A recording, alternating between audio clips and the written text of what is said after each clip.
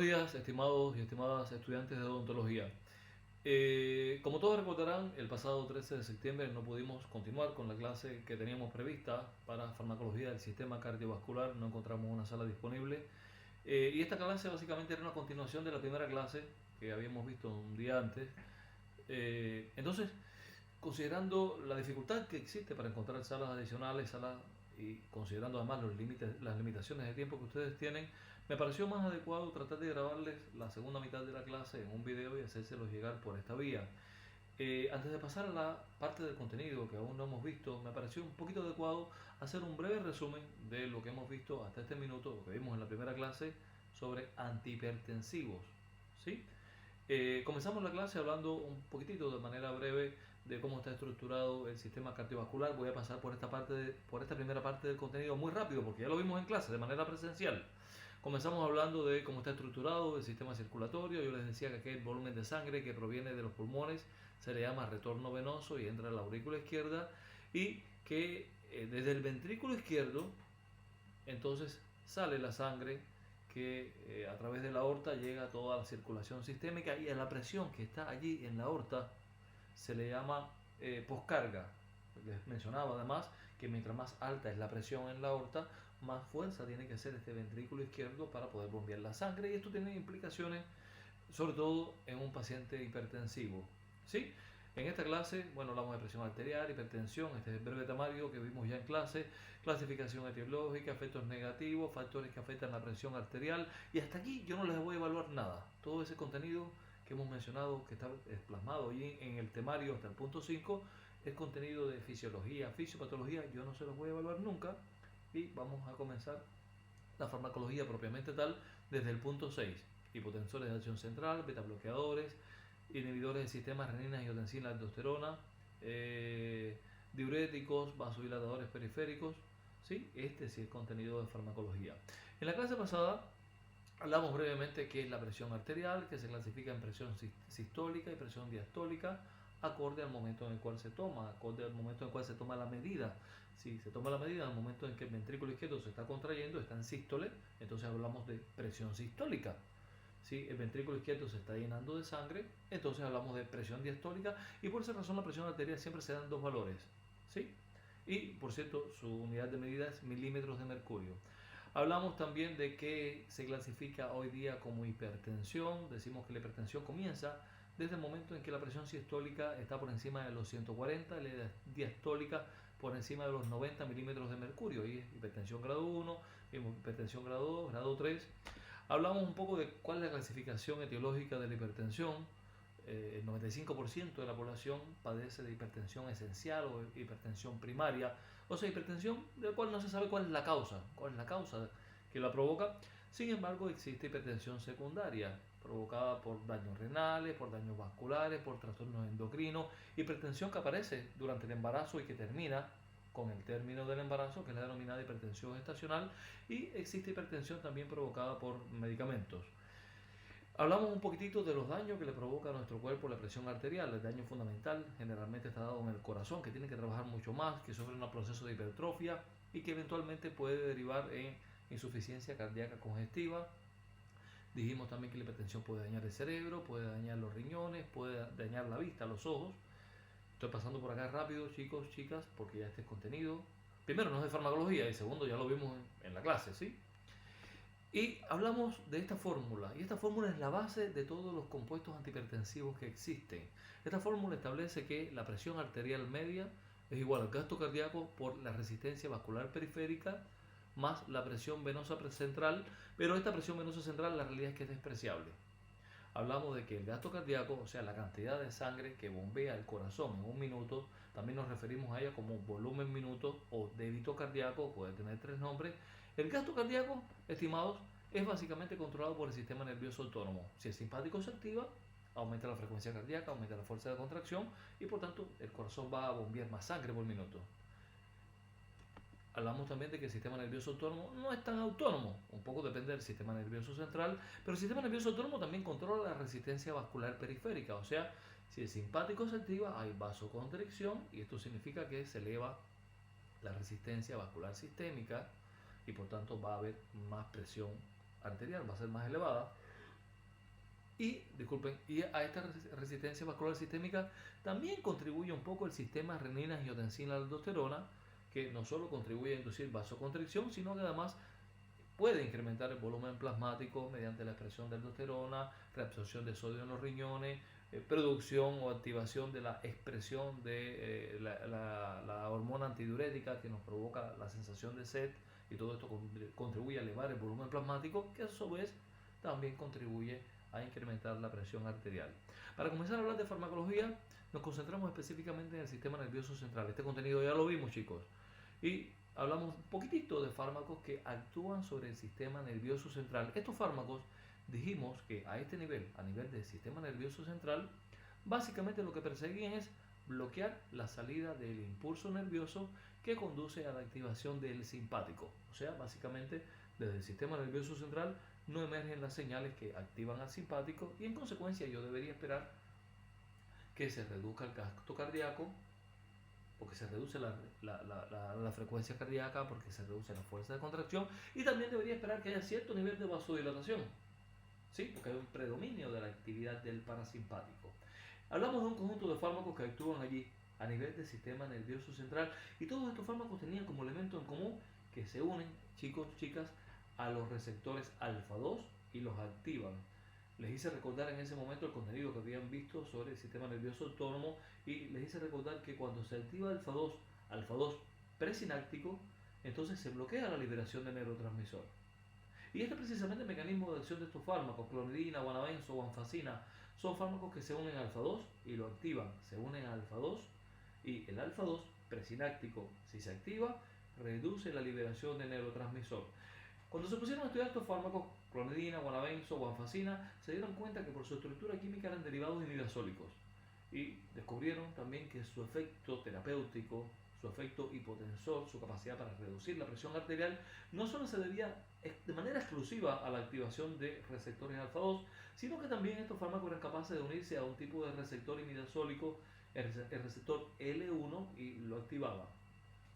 La administración de estos fármacos en un paciente hipertenso permite reducir la presión arterial, básicamente porque esta activación de alfa 2 conduce a que no se active el simpático, esto a nivel del sistema nervioso central, y esta ausencia o este simpático con una actividad reducida básicamente se traduce fisiológicamente en una reducción de la frecuencia cardíaca, o sea, bradicardia, y además existe una vasodilatación, o sea, se reduce también la resistencia vascular periférica. Recordemos que estos son los principales elementos que contribuyen a la presión arterial. Si reduzco gasto cardíaco y si reduzco además resistencia vascular periférica, se reduce la presión arterial. Les dije que estos fármacos hoy día se consideran fármacos de segunda línea. Son buenos hipotensores, no les quepa duda. Si se administra a una persona, reduce la presión arterial, de ellos no les quepa duda. Pero tienen muchos efectos adversos: provocan sequedad en la boca o serostomía, sequedad en los ojos, en las mucosas, provocan sedación, provocan somnolencia, provocan disfunción sexual, trastornos del sueño, tendencia a la depresión, y básicamente por estas razones son fármacos que se han relegado a un segundo plano.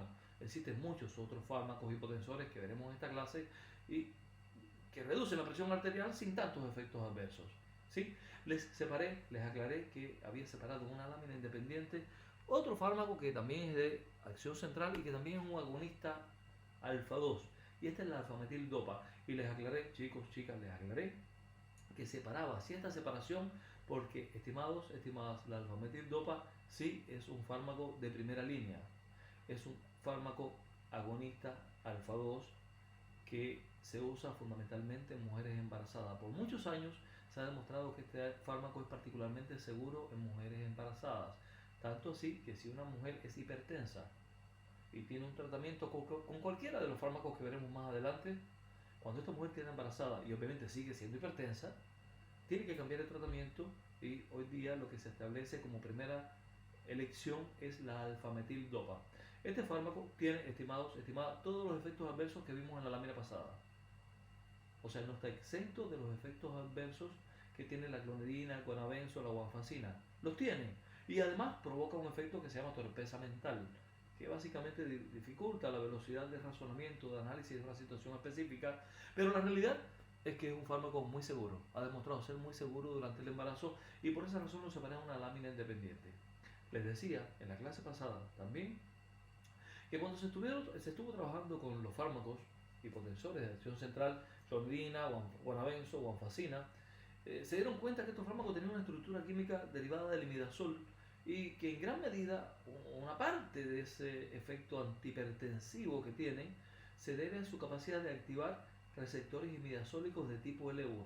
Este hallazgo, que se hizo con los fármacos hipotensores de acción central clásicos, clonidina y demás, sirvió de base para desarrollar otro tipo de fármacos, también hipotensores de acción central, pero que se unen de manera específica, de manera muy selectiva, a los receptores imidazólicos de tipo L1.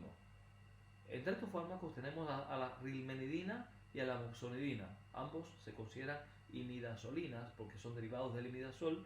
Y estos fármacos básicamente actúan como los demás en el sentido de que reducen la activación del simpático, pero a nivel del sistema nervioso central todavía su actividad hipotensora se debe fundamentalmente, chicos, chicas, se debe fundamentalmente a la inducción de vasodilatación y no afectan tanto al gasto cardíaco, a la actividad del corazón. En general son fármacos con una buena eficiencia, similar a la atenolol, la hidroclorotiazida, que lo veremos más adelante, y tienen mucha menor incidencia de efectos adversos que los hipotensores clásicos de acción sobre el sistema nervioso central. Hasta aquí los fármacos, estimados, aclaro, estoy hablando rápido porque este es contenido que ya vimos en clases. Igual este video les puede servir un poco de resumen a ustedes. Hasta aquí los fármacos de acción central, los hipotensores de acción central. En la fórmula que les mostraba les decía que tanto el gasto cardíaco como la resistencia vascular periférica están controlados por el sistema nervioso autónomo, así que si logramos bloquear un poquitito el funcionamiento del sistema nervioso autónomo, pero particularmente del sistema nervioso simpático, obviamente también vamos a ser capaces de reducir el gasto cardíaco y vamos a ser capaces de reducir la resistencia vascular sistémica y en consecuencia vamos a ser capaces de reducir la presión arterial, que es básicamente lo que queremos en un paciente con hipertensión. Estimados, ustedes vieron en clase ya con la profesora Jacqueline, cuando vieron sistema nervioso autónomo, que existen fármacos que actúan específicamente sobre el simpático y lo bloquean, y de particular relevancia entre este conjunto de fármacos tenemos a los beta bloqueadores. Recuerden, por favor, que en el corazón tenemos receptores beta 1, ¿sí? Los receptores beta 1 no solo están en el corazón, sino que además están en las células yuctaglomerulares, y allí, en las células yuctaglomerulares, si se activan, conducen a la liberación o activan la liberación de renina y se activa todo el sistema renina, angiotensina, aldosterona. Así que piénsenlo de esta manera. Si tenemos un fármaco, y ya ustedes lo vieron en clases, si tenemos fármacos que se unen y bloquean a beta 1, el corazón va a reducir la frecuencia cardíaca, va a reducir la fuerza de contracción, pero además también allí en el sistema, en las células yuctaglomerulares, se va a reducir la liberación de renina y con esto se va a suprimir un poco la acción del sistema renina, angiotensina, aldosterona. Estos fármacos beta bloqueadores, recuerden, vamos a ver en la siguiente lámina una lista de algunos de los beta bloqueadores más conocidos, pero estos fármacos beta bloqueadores, como tienen la capacidad de reducir la frecuencia cardíaca, decimos que tienen efecto cronotropo negativo, pero como además tienen la capacidad de reducir la fuerza de contracción del corazón, también decimos que tienen efecto inotropo negativo, o sea, efecto cronotropo negativo e inotropo negativo significa que tienen la capacidad de reducir la frecuencia cardíaca y la fuerza de contracción. Y además, como ya les decía, reducen la liberación de renina desde las células yuctaglomerulares en el riñón. El mecanismo de acción de estos fármacos, bueno, ya se puede deducir un poco de sus acciones. Reduce el gasto cardíaco, reduce la liberación de renina, pero además se ha visto que los betabloqueadores alteran el sistema nervioso simpático a nivel del sistema nervioso central. Un poquitito también actúan a nivel del sistema nervioso central. Estos fármacos modulan, alteran, cambian la sensibilidad de los vasoreceptores. En la clase pasada les hablé un poquitito de los vasoreceptores. Básicamente son moléculas que se encuentran en el seno carotidio y en el callado aórtico, acá en el cuello, y son los responsables de medir el nivel de presión arterial y de enviar la información al sistema nervioso central para que suba o baje la presión arterial. En un paciente hipertenso, generalmente estos vasoreceptores están un poco desequilibrados, descalibrados, y los beta bloqueadores también, no se sabe exactamente cómo, pero también actúan un poco sobre ellos. Los beta bloqueadores también se ha visto que aumentan la síntesis de prostaciclina, básicamente estamos hablando de prostaglandinas vasodilatadoras. ¿Sí? Ejemplo de beta bloqueadores, ustedes habían visto en las clases correspondientes al sistema nervioso autónomo que estos pueden ser cardioselectivos si solo se unen y solo bloquean a beta 1. Y ahí tenemos el bisoprolol, atenolol, esmolol, metropolol, acebutolol. Les dije por favor que tienen que recordar al menos el atenolol, es lejos el más usado en Chile. Tenemos aquellos que no son cardioselectivos, propanolol, nadolol, sotalol. De ellos, al menos, chicos, chicas, al menos tienen que recordar al propanolol. Recuerden que el hecho de que no sea cardioselectivo implica que bloquea beta 1, pero también bloquea los receptores beta 2. Y esto es relevante porque los receptores beta 2 están en los vasos sanguíneos que irrigan a los músculos, que irrigan al hígado, que irrigan al corazón, o sea, en las coronarias. Los receptores beta 2 están en el músculo liso que recubre los bronquios. Si se bloquea, disculpen, no se pueden dilatar adecuadamente los bronquios. ¿Sí? Y teníamos también a los cardioselectivos que tienen acciones adicionales, o sea que funcionan como vasodilatadores, y a los no cardioselectivos que también tienen acciones adicionales. Y de allí les dije que en los próximos años va a cobrar particular relevancia el labetalol, básicamente porque hay una gran cantidad de ensayos clínicos que demuestran que el labetalol se puede usar durante el embarazo y que es seguro. Sí, todavía no llega a ser el fármaco de primera elección para el tratamiento de la hipertensión en el embarazo, pero digamos que considerando los efectos adversos importantes que tiene la alfametil-dopa, es altamente probable que en los próximos años, y ya en algunos lugares está ocurriendo así, el labetalol desplace la alfametil-dopa como el fármaco de elección durante el embarazo en mujeres hipertensas. Les decía que los betabloqueadores tienen efectos adversos, no están exentos de efectos adversos. Podrían provocar broncoespasmo si se bloquea beta 2, como en el caso del propanolol, porque se bloquean los receptores encargados de dilatar el músculo liso que recubre los bronquios. Podrían provocar bradicardia y bloqueo cardíaco. Chicos, la bradicardia no es un efecto adverso propiamente tal. Recuerden que lo que yo deseo es justo reducir la frecuencia cardíaca. Pero bueno, si me paso, si esa reducción es muy marcada y llegamos a un punto de bradicardia, eventualmente esta bradicardia puede llegar a un bloqueo cardíaco. Entonces hay que manejar dosis, hay que ver cómo responde el paciente, pero bueno, podría eventualmente ser un efecto adverso. Les mencionaba que los beta bloqueadores, cuando se empiezan a tomar, si se están tomando durante un tiempo prolongado y de repente hay un cese abrupto en el uso de este tipo de fármacos, se ha visto que se puede precipitar un infarto del miocardio. Con baja frecuencia, pero se ha visto que ocurre. Les hablaba de trastornos que se caracterizan por vasoespasmo, trastornos como el síndrome de Raynaud o la claudicación intermitente. Chicos, ya esto lo vimos en clase, ¿sí? En estos casos estamos hablando de enfermedades vasculares periféricas donde hay contracción de los vasos sanguíneos que irrigan los dedos, por ejemplo, en el síndrome de Raynaud, o espasmo de los vasos sanguíneos que irrigan los músculos en las extremidades inferiores, como es el caso de la claudicación intermitente. Chicos, chicas, si estos pacientes que padecen de Raynaud o de claudicación intermitente le administramos beta bloqueadores, y específicamente beta bloqueadores que bloqueen a beta 2, como el propanolol, por ejemplo, obviamente se va a agravar la enfermedad. Porque el bloqueo beta 2 va a impedir que haya vasodilatación, y ya en estas personas había vasoconstricción, de hecho vasoespasmo, cierre casi total de los vasos, sin que hubiera un bloqueador beta. Si le bloqueamos a beta 2, obviamente la enfermedad se va a agravar. Le puse y le hice una anécdota personal sobre cómo estos fármacos reducen la tolerancia al ejercicio, provocan fatiga, depresión, impotencia.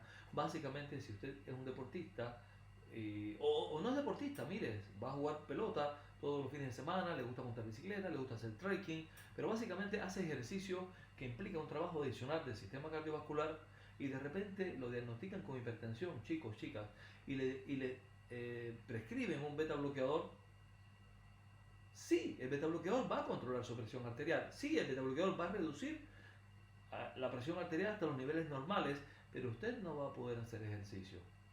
Porque un ejercicio que demanda un trabajo adicional del corazón Obviamente, como su nombre lo dice, va a exigir un trabajo adicional del corazón, pero el corazón de ese paciente al cual usted le administró un beta bloqueador, ahora tiene un freno, está bloqueando ese beta 1. Aunque usted quiera, aunque el ejercicio demande incrementar la frecuencia cardíaca, incrementar la fuerza de contracción, pues no puede hacerlo, porque está bloqueado beta 1. Entonces la persona no va a poder hacer ejercicio, y si lo intenta hacer, lo que va a sentir es como una falta de aire que casi transmite la sensación de que se está asfixiando, porque los músculos que demandan oxígeno no reciben la adecuada cantidad de sangre que deberían recibir con la adecuada cantidad de oxígeno, porque el corazón no puede incrementar el gasto cardíaco porque tenemos un freno a los receptores beta 1 que hay allí. Estos fármacos inducen alteraciones en el sueño, provocan pesadillas, y esto se debe a sus acciones sobre el sistema nervioso central.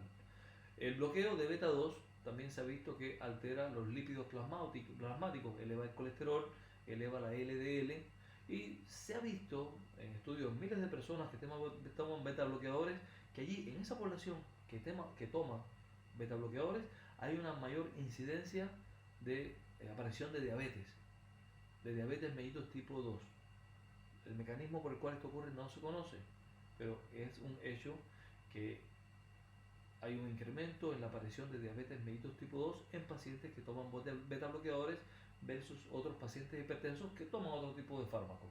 ¿Sí? Con estos elementos, entonces, obviamente es fácil llegar a la conclusión de que los beta bloqueadores son excelentes fármacos. Son fármacos de primera línea para tratamiento de la hipertensión, sí, pero no debe administrarse a pacientes que tengan enfermedad pulmonar obstructiva crónica, porque el bloqueo beta 2 podría ser un problema allí.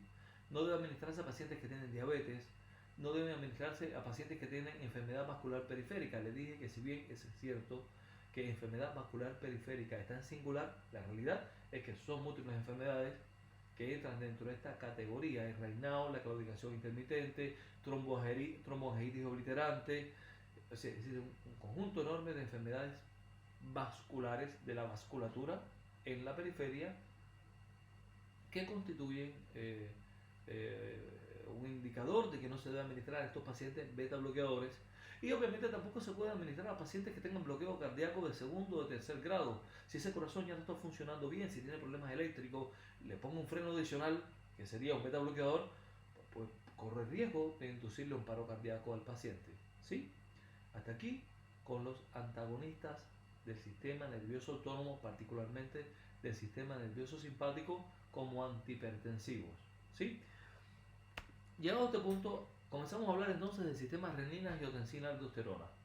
Yo les mencionaba de manera rápida en clase un poquitito un repaso de cómo funciona el sistema renina-angiotensina-aldosterona. Básicamente el sistema comienza con la activación del receptor beta 1 que está en las células yuxtaglomerulares. Si este receptor se activa, chicos, chicas, se comienza a liberar renina. La renina, estimadas, es una proteasa que toma al angiotensinógeno, lo corta, y cortándolo lo activa, transformándolo en angiotensina 1. A su paso por los pulmones, esta angiotensina 1 es cortada, un nuevo corte, por la enzima convertidora de angiotensina, y es transformada entonces, la angiotensina 1 es transformada entonces en angiotensina 2.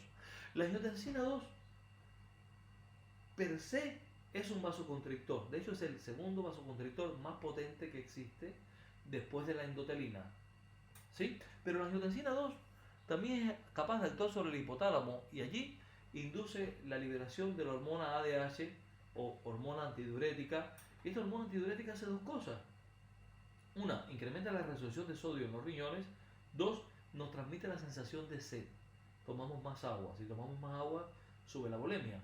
La angiotensina 2 también es capaz de actuar sobre la corteza suprarrenal, y allí, estimados, en la corteza suprarrenal induce la liberación de aldosterona, y la aldosterona, un mineralocorticoide, promueve la reabsorción de sodio en los riñones.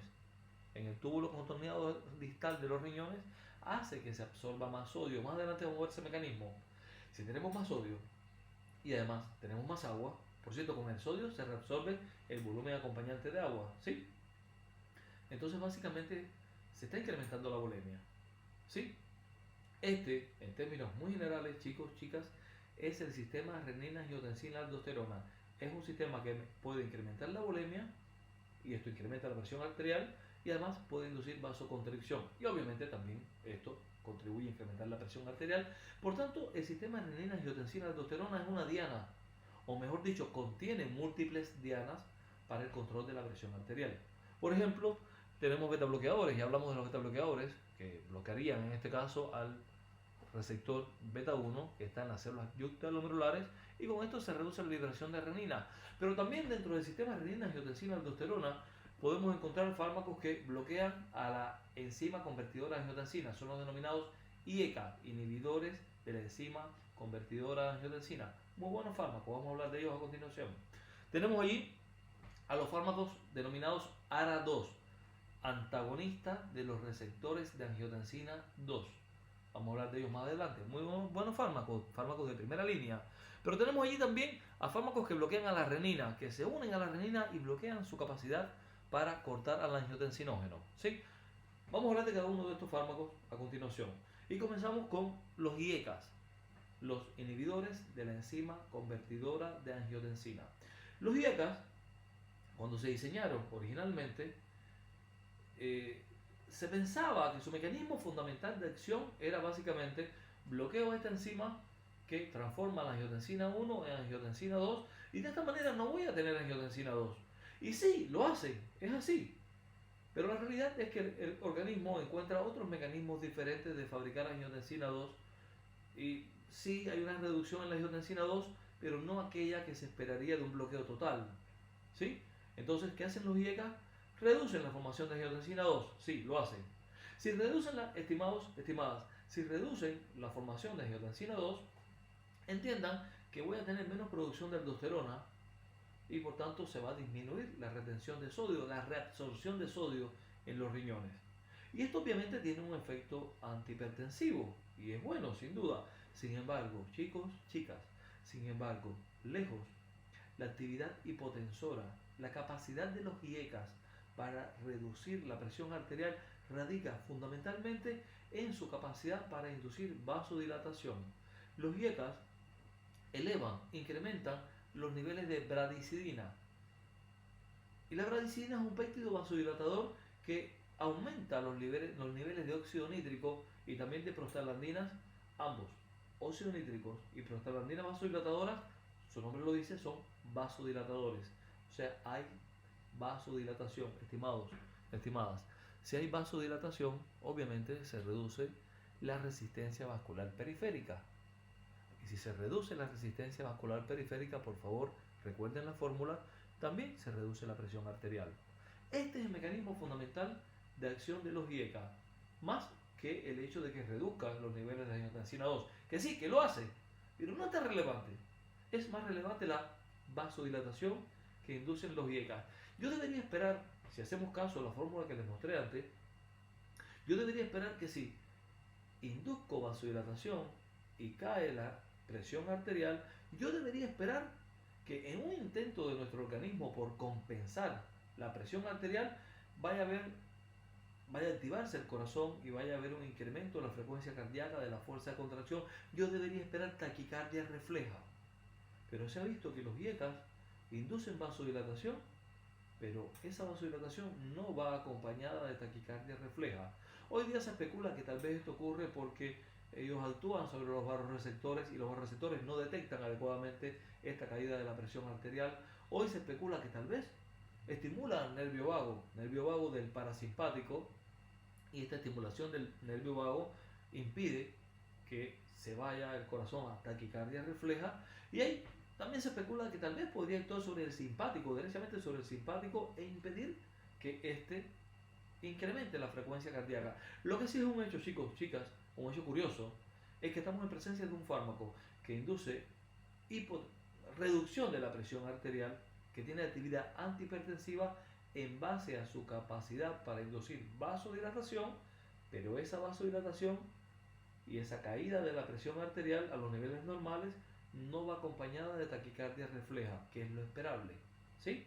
Los IECA se aislaron principalmente al inicio del veneno de una serpiente, la Bactros jararaca. Esta serpiente tenía una molécula en su veneno que inducía caída de la presión arterial, era una molécula de origen peptídico, y a partir de esta molécula se tomó su estructura y se empezaron a diseñar fármacos de origen químico, no peptídico, no como péptidos, sino químicos que tuvieran una mejor biodisponibilidad, químicos que se pudiesen tomar por vía oral y que soportasen el pH bajo, las proteasas que hay en el estómago. Este veneno de la serpiente, este péptido, no soportaba el bajo pH en el estómago, no soporta las proteasas en el estómago, se degrada y además no se absorbía bien. Pero aquellos químicos que se generaron a partir de esta estructura química, captopril, enalapril, lisinopril y todos estos fármacos terminados en pril, son los denominados IECA, que forman parte del arsenal farmacológico que tenemos hoy día, que son fármacos de primerísima línea, son excelentes hipotensores. Tanto así que aproximadamente el 35% de todos los pacientes hipertensos en el mundo que reciben monoterapia, un solo fármaco, pues este fármaco es un IECA. Es un muy buen fármaco. Y el 55%, son las estimaciones actuales, de todos los pacientes en el mundo que necesitan recibir más de un fármaco para controlar su presión arterial, combinar más de un fármaco, pues uno de estos fármacos es un IECA. ¿Sí? Son muy buenos fármacos, estimados. Pero los IECAs no están exentos de efectos adversos. El efecto adverso más evidente, más importante, diría yo, de los IECA es la tos. Aproximadamente el 30% de los pacientes que toman un IECA, un inhibidor de la enzima convertidora de angiotensina, tiene tos. Es una tos que se da fundamentalmente en las noches. Es una tos no productiva, no hay ninguna secreción, resultado de la tos. Es una tos que no cede con antitusígenos y es el resultado como una especie de picazón en la garganta, en los bronquios, y la persona casi se pasa la noche entera tosiendo.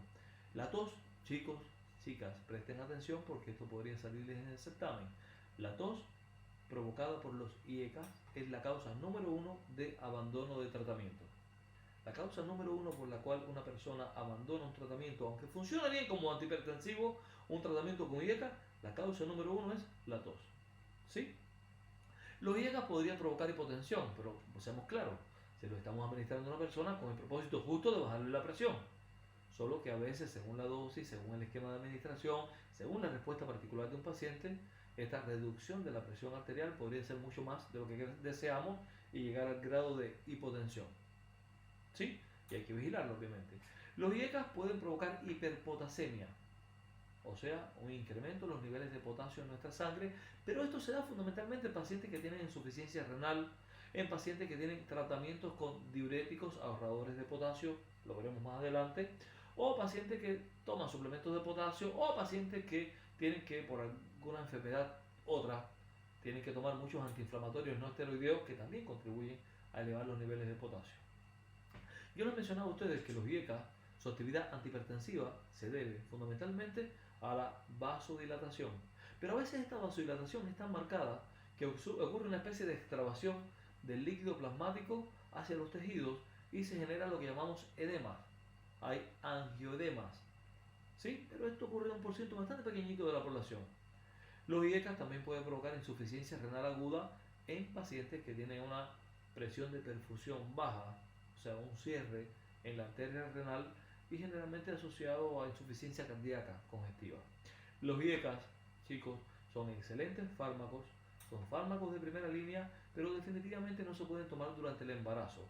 Se ha visto que durante el embarazo, fundamentalmente en el segundo y el tercer trimestre de embarazo, los IECAs pueden afectar tanto al feto como al neonato. Una vez que nace, también allí en el neonato se pueden observar daños. En el feto se ha visto que si una mujer embarazada continúa durante el embarazo tomando IECA, puede haber un descenso de la función renal en el feto. Puede haber oligohidramnios. Estamos hablando, chicos, chicas, de una reducción del líquido amniótico en la guatita de la mamá. ¿Sí? Puede haber retraso en la osificación del cráneo de ese feto. Y una vez que el niño nace, allí, en este niño, en este neonato, se puede observar insuficiencia renal, puede haber hipotensión, puede haber también hiperpotasemia. Entonces, esta es la razón, estimados, estimadas, por las cuales una mujer hipertensa que toma IECA, que le ha funcionado muy bien los IECA, no sé, el lisinopril, durante los últimos años desde que debutó con hipertensión, ahora esta mujer queda embarazada, pues automáticamente va a seguir siendo hipertensa durante el embarazo, no les quepa duda, pero automáticamente tiene que cambiar a un fármaco diferente, a un fármaco más seguro. Generalmente alfametil dopa y en algunas partes del mundo ya comienza a usarse el labetalol. ¿Sí? Tenemos por otra parte otro grupo de fármacos que actúan sobre el sistema renina-angiotensina-aldosterona. Estos son los ARA2. Los ARA2, antagonistas de los receptores de angiotensina 2. Chicos, ¿qué tienen que saber ustedes de la angiotensina 2? Yo les decía a ustedes que es un vasoconstrictor, yo les decía que induce la liberación de la hormona antidiurética en el hipotálamo, yo les decía que, que induce la liberación de aldosterona, y esto contribuye a la reabsorción de sodio. O sea, la angiotensina 2 hace todo aquello que se requiere para subir la presión arterial. Pero ¿saben qué? No es directamente la angiotensina 2 la que provoca estos efectos. Estos efectos que conducen a una elevación de la presión arterial se deben a la interacción de la angiotensina 2 con su receptor AT1. La angiotensina 2 es una molécula bien particular, chicos, chicas. Si se une al receptor AT1, tiene dos receptores, ¿sí? Si se une al receptor AT1, provoca vasoconstricción, obviamente esto sube la presión arterial, liberación de catecolaminas, que también sube la presión arterial, síntesis de aldosterona, que promueve la reabsorción de sodio en los riñones, y retención renal de sodio y de agua. Todo esto ocurre si la angiotensina 2 se une a su receptor AT1, ¿sí? Pero miren qué cosa más curiosa, más paradójica podría decir.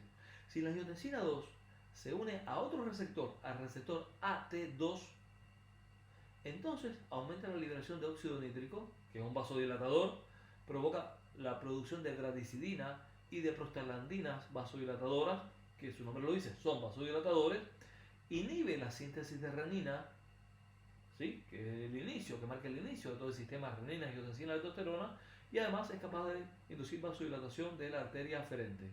Entiendan esto, por favor.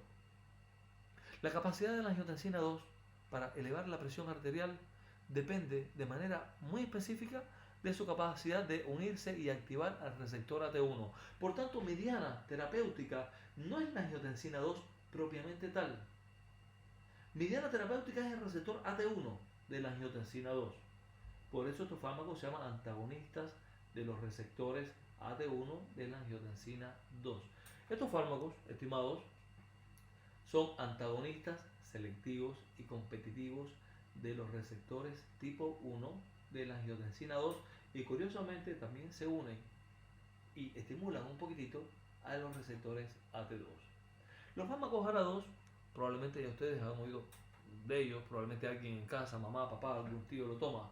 Son aquellos que terminan en TAN, valsartán, losartán, ilbesartán, olmesartán, telmisartán. En Chile, lejos, el más usado es el losartán. La diferencia entre estos fármacos, todos funcionan igual, chicos.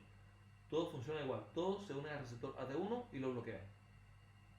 La diferencia fundamental entre ellos está asociada fundamentalmente al tiempo de vida media en circulación. Y en base a este tiempo de vida media en circulación se ajustan los esquemas de administración. ¿Qué tienen que saber que es un poquito relevante? Que es relevante de los ARA2. En algunos pacientes, cuando debutan con hipertensión, cuando el médico le prescribe un antagonista de los receptores AT1 de la angiotensina 2, un ARA2, y este paciente comienza a tomar este fármaco, puede ocurrir, no siempre pasa, pero puede ocurrir que este paciente esté tomando este fármaco durante 1, 2, 3 semanas, 4 incluso, y la presión arterial sigue alta. Es como si el fármaco no le funcionara. Y esta es la primera causa de abandono de tratamiento. El paciente cree que el fármaco no funciona, pero la realidad es que el efecto en este paciente, el efecto hipotensor de los ARA2, se comienza a ver, disculpen, desde la 4ª semana. Entonces, estimados, estimadas, presten atención a lo que acabo de decir, porque lo que acabo de decir es relevante y se presta para preguntas de certamen. Si usted tiene un paciente que es hipertenso y le prescribe un fármaco X y pasadas 3 semanas este paciente nota que su presión no se baja, asume que el fármaco que le mandó el médico o quizás la dosis no es la adecuada, este paciente probablemente va a querer cambiar el tratamiento. Una pregunta clásica sería, marque con una X cuál de los fármacos a continuación cree usted que le prescribió el médico a este paciente. En ese caso, en ese contexto, estamos hablando de un ARA2.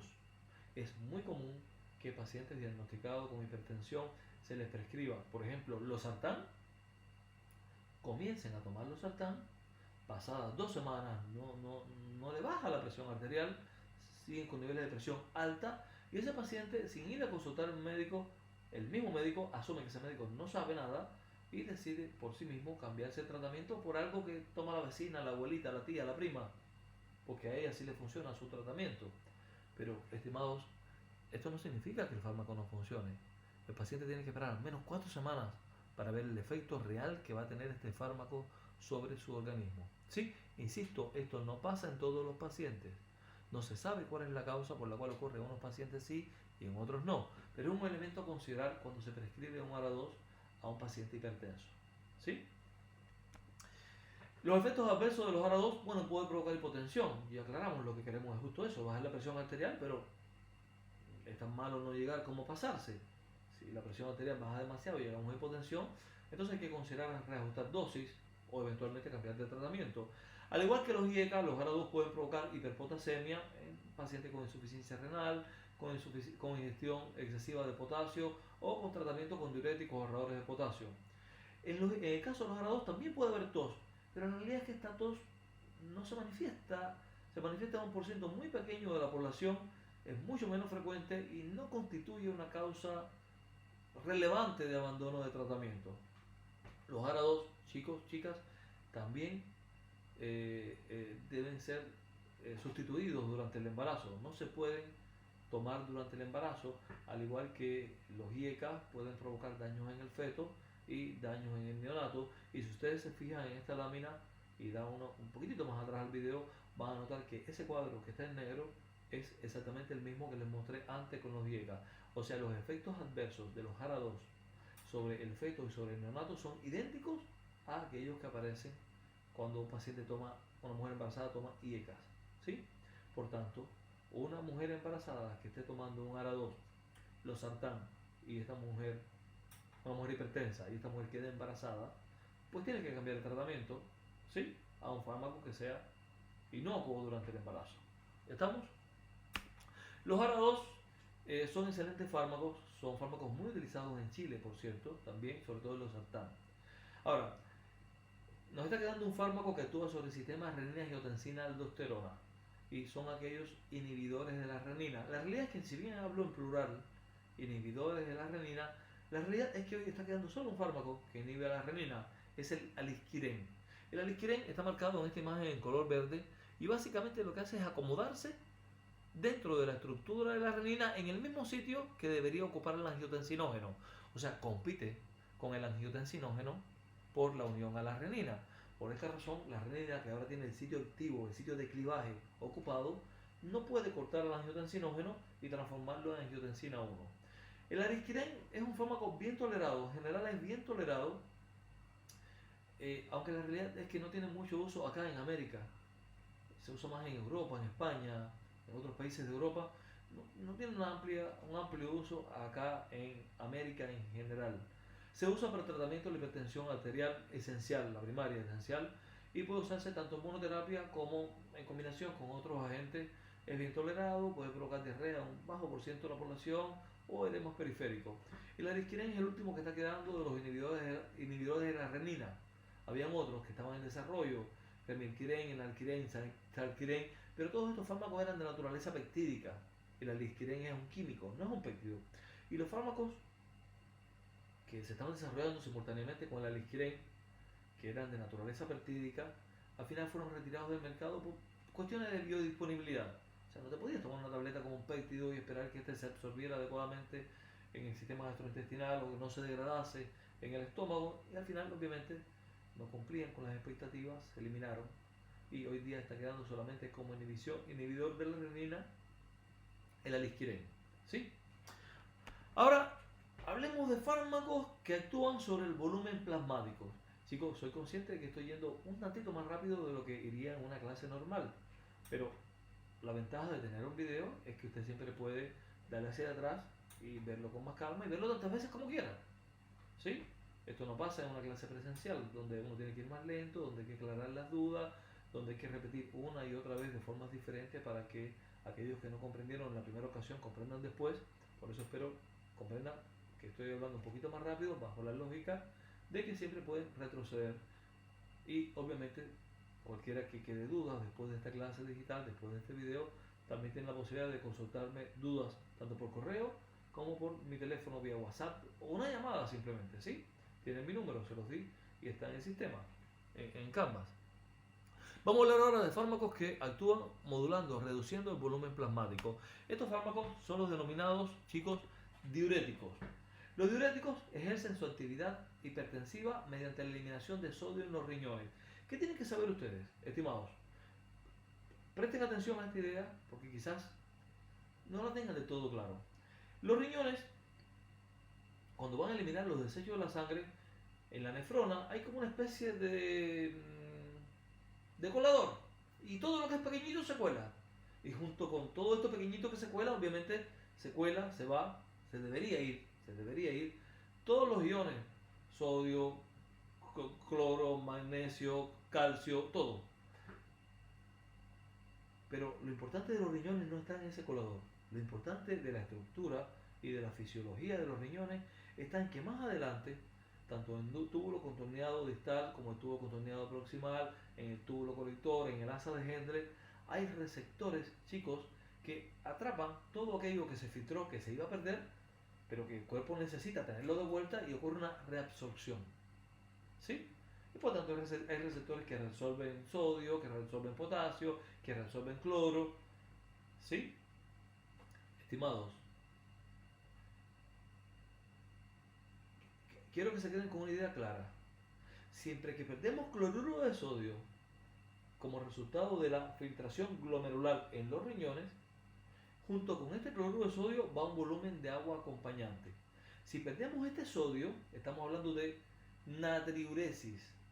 Pero como se va un volumen de agua junto con este sodio, entonces hablamos de diuresis, o sea, hay pérdida de agua a través de la orina. Esa agua se va acompañando al sodio. Ahora bien, ¿cómo funcionan los diuréticos? Los diuréticos, todos, estimados, estimadas, bloquean uno u otro receptor de sodio de los encargados de recaptar, de reabsorber de nuevo el sodio. Y si ese receptor se bloquea, el sodio sigue transitando por el túbulo, por el asa de Hendle, túbulo contorneado distal, túbulo colector, y eventualmente se va a la orina. Y junto con el sodio se va el agua. Los diuréticos lo que persiguen es que ese sodio se vaya. Y con su ida también se va agua. Y de esa manera se reduce el volumen plasmático. ¿Sí? Esa es la lógica fundamental de los diuréticos. Primero hay natriuresis y con esa natriuresis hay diuresis. Se va el agua también. Los diuréticos se pueden clasificar en tres grupos acorde a su nivel de potencia.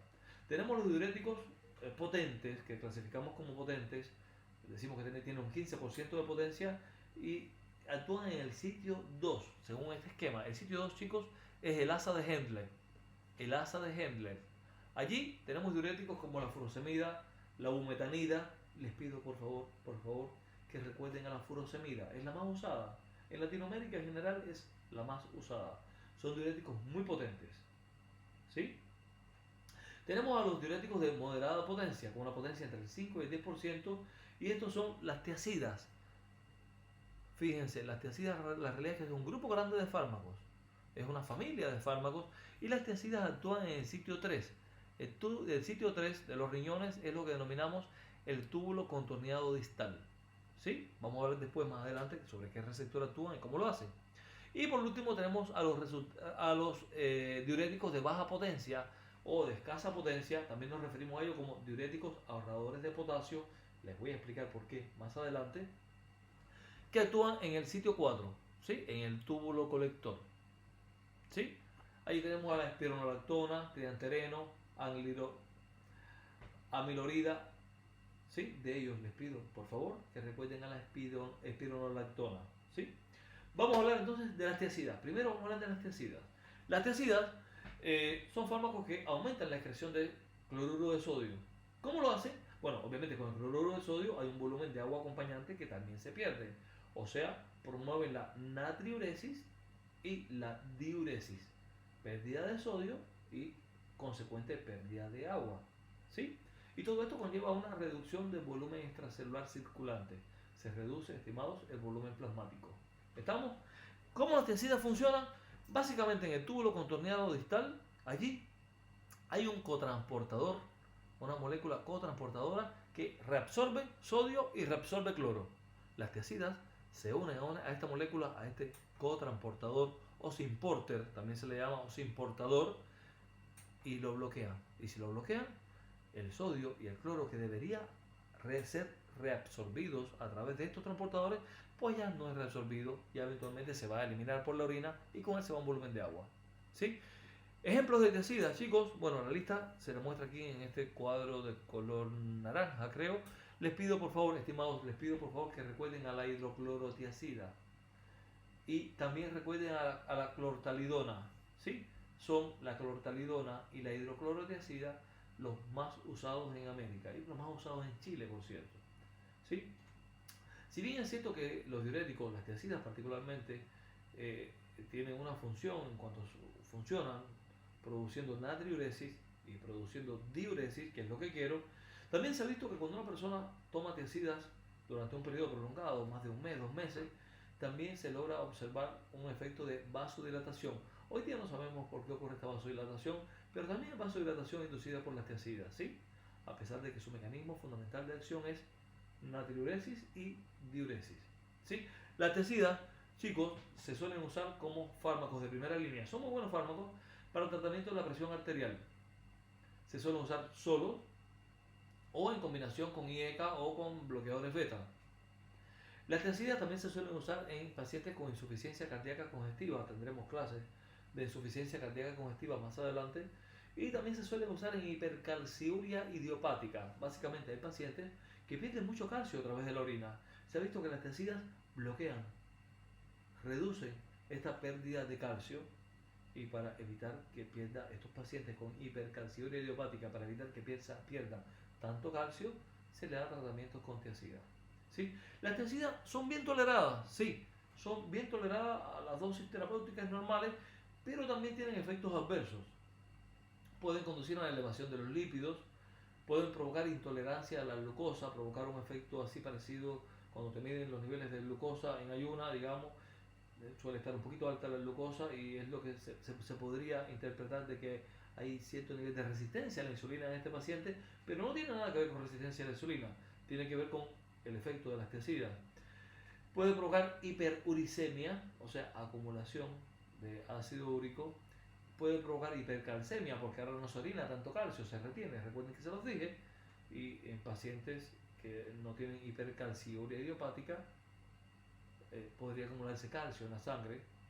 En muy raras ocasiones hay efectos adversos graves a las tiacidas que se manifiestan como RAS severo, trombocitopenia, leucopenia. Ocurre en muy escasos momentos. Pero chicos, las tiacidas también pueden provocar hipopotasemia. Y este es un efecto adverso particular que creo relevante, ustedes deben recordar. Provocan hipopotasemia. ¿Sí? En un momentito más, en la siguiente lámina, les voy a explicar un poquitito cómo funciona esto de la hipopotasemia. ¿Cómo es posible que las tiacidas, si se unen y si bloquean a un cotransportador de sodio y de cloro, pues también provocan hipopotasemia? ¿Qué tiene que ver el potasio con todo esto? La hipopotasemia puede llegar a ser grave en algunos casos, hay que vigilarla. Puede tener reacciones antagónicas, cruzadas con otros fármacos que veremos más adelante. Y por esa razón hay que vigilarla. Pero en la siguiente lámina les explico por qué razón las tiacidas pueden provocar hipopotasemia. ¿Qué tienen que saber de las tiacidas también, chicos? No se puede administrar durante el embarazo. ¿Sí?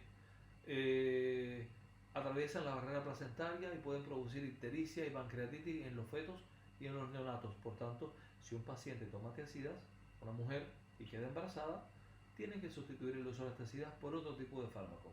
Ahora, miren, ¿qué es lo que pasa con las tiacidas y qué tiene que ver esto que ver con el potasio?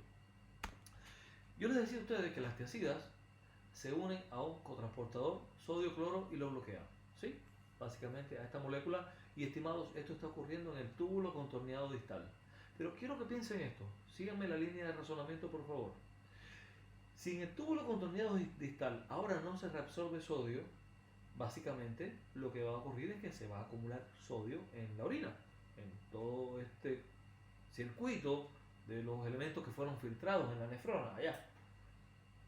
Si se elevan mucho los niveles de sodio en el túbulo contorneado distal, en la orina, en este espacio que es la orina, cuando llegue esta orina circulando al túbulo colector, entonces allí en el túbulo colector voy a tener mucho sodio en la orina y se me va a establecer una especie de gradiente y este sodio comienza a entrar al interior de las células de este epitelio, comienza a entrar a las células como por un mecanismo de difusión simple a través de un canal epitelial de sodio. Este sodio comienza a acumularse dentro de la célula.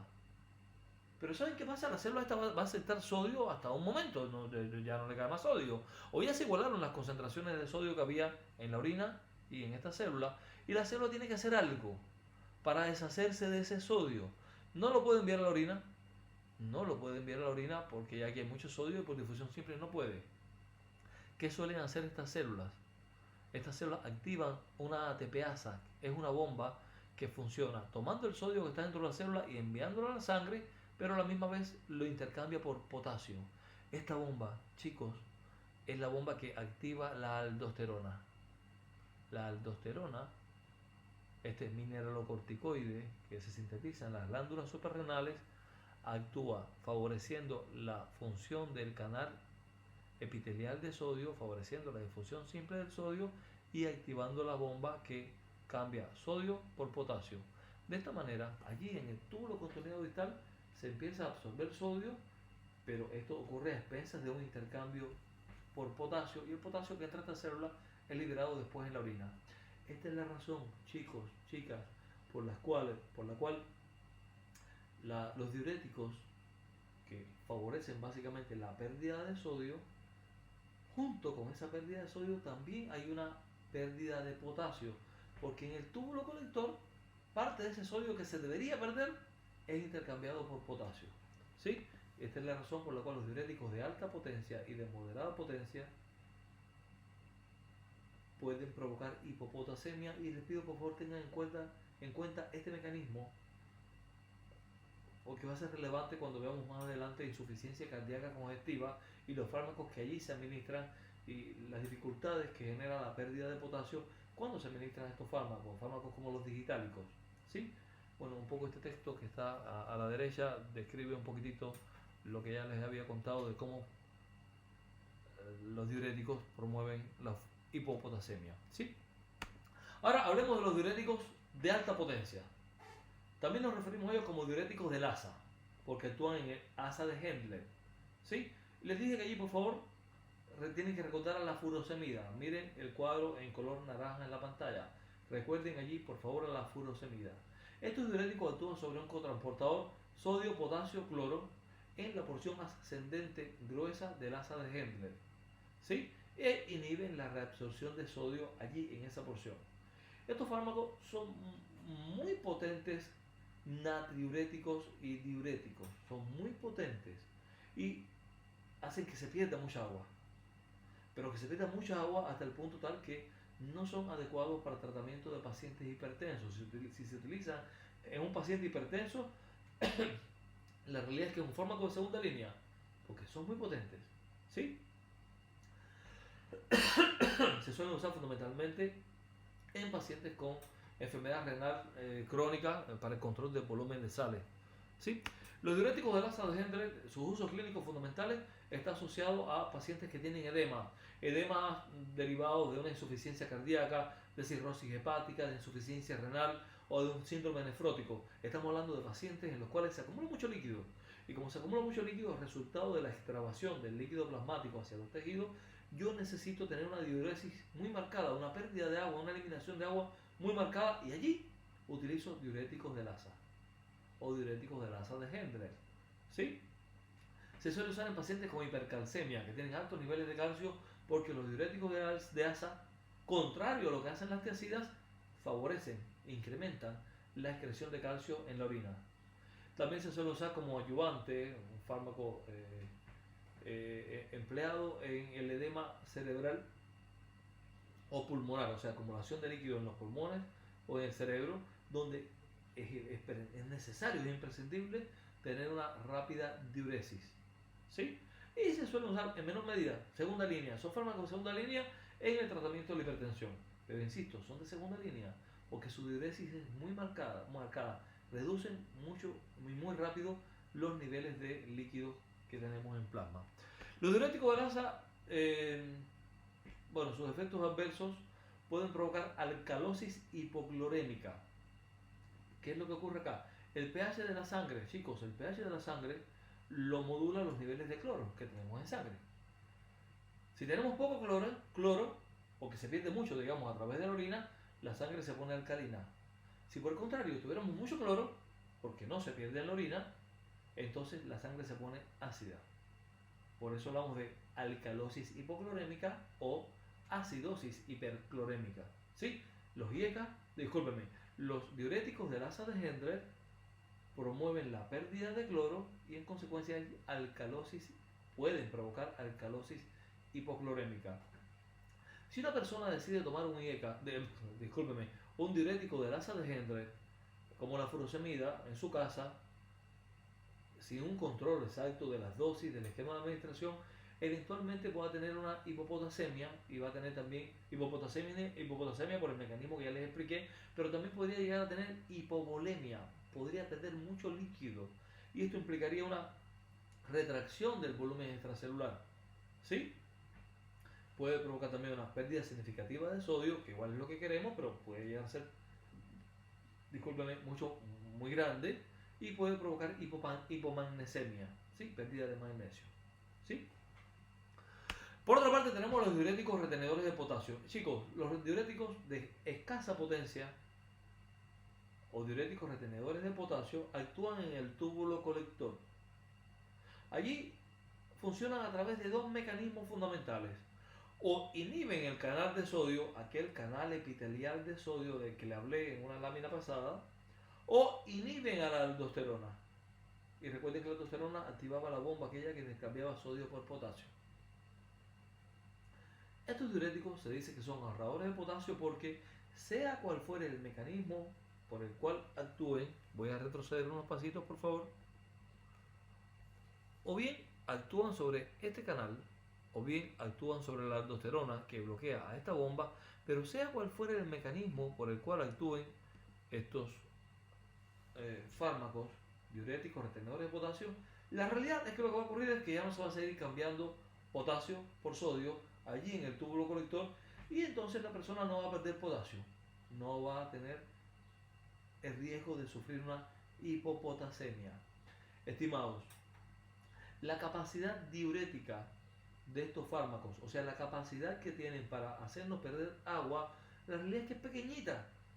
Por tanto, no son fármacos que tengan un gran efecto hipotensor. ¿Sí? Porque no reducen de manera significativa el volumen plasmático. Su principal relevancia y su principal uso clínico radica en su capacidad para impedir que perdamos potasio. Y por esta razón estos fármacos se suelen usar fundamentalmente para combinarlo con diuréticos que nos hacen perder potasio. Esta es la razón por la cual cuando a un paciente se le prescribe un diurético de asa como la furosemida o un diurético de moderada potencia o una tiazida como la hidroclorotiazida, es común que se le coadministre simultáneamente un diurético retenedor de potasio para lograr tener la reducción de la presión arterial, o sea, la diuresis provocada, digamos, por la tiazida, pero no tener la hipopotasemia que lo va a acompañar. ¿Sí? Hablemos también de fármacos que actúan directamente sobre la resistencia vascular sistémica o resistencia vascular periférica. Fármacos que actúan fundamentalmente como vasodilatadores. Tenemos allí compuestos que son también de primera línea, que son los denominados bloqueadores de los canales de calcio. Entre los bloqueadores de los canales de calcio tenemos al nifedipino, que es el más potente, tenemos al verapamilo, que es menos potente, tenemos después en orden de potencia al diltiazem y al amlodipino. ¿Cómo funcionan estos fármacos, estimados? ¿Qué tienen que saber ustedes? La contracción de los vasos sanguíneos depende de que el músculo liso que recubre las arterias, allí ese músculo liso entra calcio. Si no entra calcio, estimados, no hay contracción. ¿Estamos?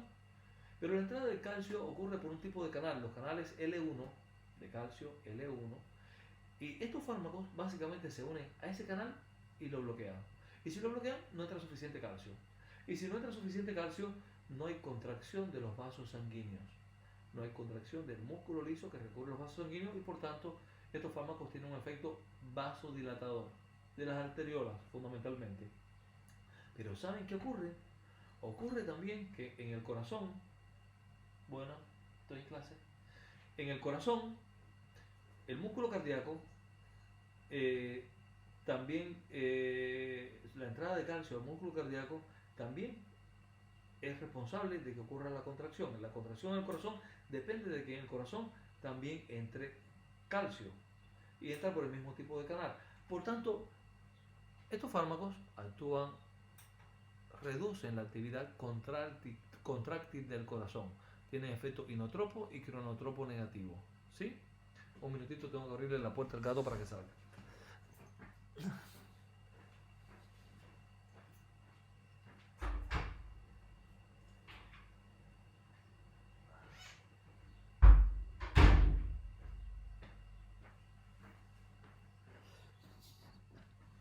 Lo siento.